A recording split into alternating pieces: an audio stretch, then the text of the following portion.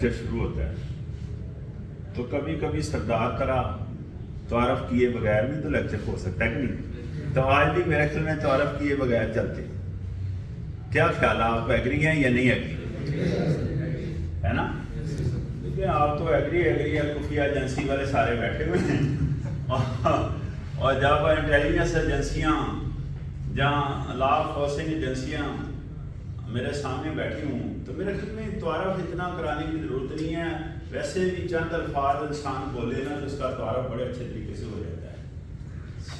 ہمیں شاید اس کا ادراک شعور سمجھ ہے یا نہیں ہے، لیکن یقین کریں چند منٹ کے لیے کوئی انسان بولتا ہے نا تو بالکل اس کا تعارف بڑے اچھے طریقے سے کھول کر سامنے آتا ہے کہ نہیں آتا؟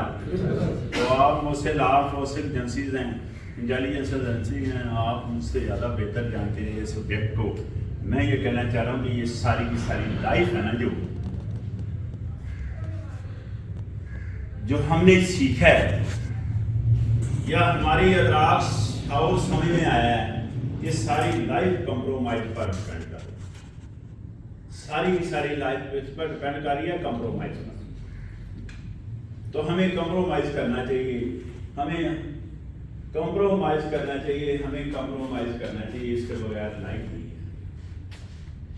اور اگر ہم کمپرومائز نہیں کرتے تو انسان آئسولیشن میں چلا جاتا ہے، انہیں اکیلا رہ جاتا ہے، نہیں اکیلا رہ جاتا. تو کوشش کرنی چاہیے میکسیمم جہاں تک آپ کی وسعت ہو، جہاں تک آپ سہ سکتے ہیں، جہاں تک ہماری ٹالرنس لیول ہوتا ہے وہاں تک ہمیں کوشش کرنی چاہیے کہ کمپرومائز میں فائدہ ہے.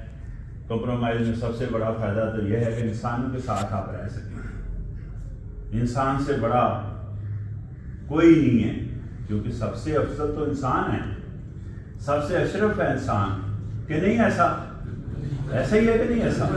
تو انسانوں کے ساتھ ہم رہ سکیں گے. انسانوں کے ساتھ رہنے سے ہمارے تمام معاملے جتنے بھی زندگی کے معاملات ہیں وہ سدھر کے ہیں، بہتری آتی ہے. تو کوشش کریں کہ ہم جناب کمپرومائز میں رہیں.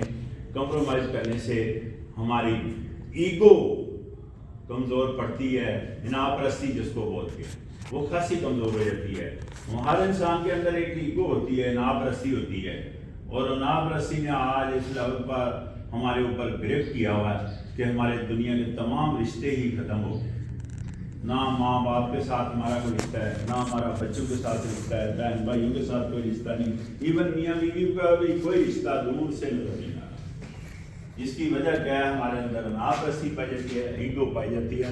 جب ہم کمپرومائز کی طرف چلیں گے تو یقیناً ہماری اناپ پرستی ٹھنڈی مٹھی پڑے گی، کمزور پڑے گی. بعض اوقات ایسا ہوتا ہے کہ ختم ہو جاتی ہے اور انسان جو ہے نا عاجزی میں چلا جاتا ہے، انکساری میں چلا جاتا ہے. اور انکساری عاجزی آپ کو پتہ ہے کہ ولیوں کا پیشہ ہے. یہ کن کا پیشہ ہے؟ ولیوں کا. سارے ولی جتنے بھی پاکستان کے ولی ہیں آپ کے سامنے یا دنیا کے ولی ہیں، میں سب کی بات کر رہا ہوں. کسی کو بھی دیکھیں جو نچوڑ ملا ہے وہ یہی ملا ہے کہ ولی کہتے ہیں نہ میں شیر، نہ پائیا، نہ شکام، نہ سرسائی،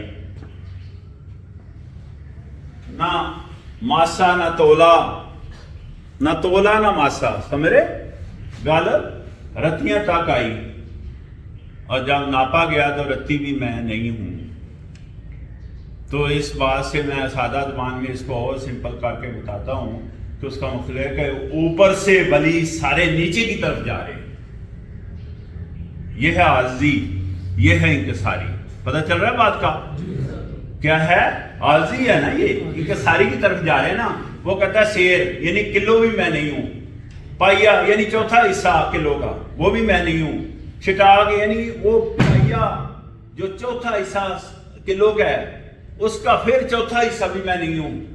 اور سرسائی کہتے ہیں دنیا کا وہ پیرامیٹر جس سے زمین کو ناپتے ہیں، زمین کا سب سے چھوٹا پیرامیٹر ناپنے والا ہے.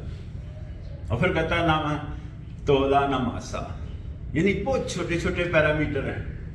اور کہتا ہے آخری پیرامیٹر جو سب سے چھوٹا ہے کائنات میں رتی بھی نہیں. کہتا ہے بات جب رتیوں تک پہنچی تو جب میئر کیا گیا تو میں رتی بھی نہیں نکلا. پتہ چل رہا ہے بات کا؟ یا اس کو سادہ سینس میں اور لے لیں، وہ کہتا ہے میں گلیوں کا روڑا کوڑا ہوں، اور آگے چلیں اگر تو کہتا ہے کہ جناب میں یہ جو گلیوں کے کخ ہوتے ہیں اس سے بھی ہلکا ہوں، اس سے بھی بہت چھوٹا ہوں۔ پتہ چل رہا ہے بات کا؟ تو اوپر سے بات نیچے کی طرف جا رہی ہے، اوپر سے بات نیچے کی طرف جا رہی ہے۔ یہ عاجزی اور انکساری کی انتہا ہے۔ یہ اولیوں کا پیشہ رہا، یہ ولیوں کا پیشہ رہا، اور ہمارا پیشہ کیا ہے؟